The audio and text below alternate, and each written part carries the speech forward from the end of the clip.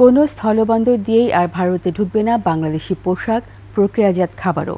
শনিবার এমন নির্দেশিকা জারি করেছে ভারতের মোদী সরকারের কেন্দ্রীয় বাণিজ্য ও শিল্প মন্ত্রকের অধীনে থাকা বৈদেশিক বাণিজ্য দপ্তর ডিজিএফটি।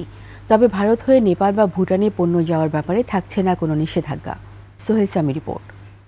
লিলি হালাল বিউটি সোপ, বিএসটিআই কর্তৃক সনদপ্রাপ্ত দেশের প্রথম হালাল বিউটি সোপ। দীপ্তিময় উজ্জ্বল ত্বকের জন্য। বাংলাদেশি কিছু পণ্য ভারতের বাজারে আর ঢুকতে পারবে না। শনিবার সেই পণ্যের তালিকা দিয়েছে নরেন্দ্র মোদী সরকার। পণ্যগুলোর মধ্যে ফল, প্রক্রিয়াজাত খাদ্য, তুলা, সুতির তৈরি পোশাক, প্লাস্টিক ও প্লাস্টিক দিয়ে তৈরি জিনিস, রঞ্জকের মতো পণ্য বাংলাদেশ থেকে আসাম, মিজোরাম, মেঘালয় কিংবা ত্রিপুরার কোনো শুল্ক কেন্দ্রে প্রবেশ করতে পারবে না।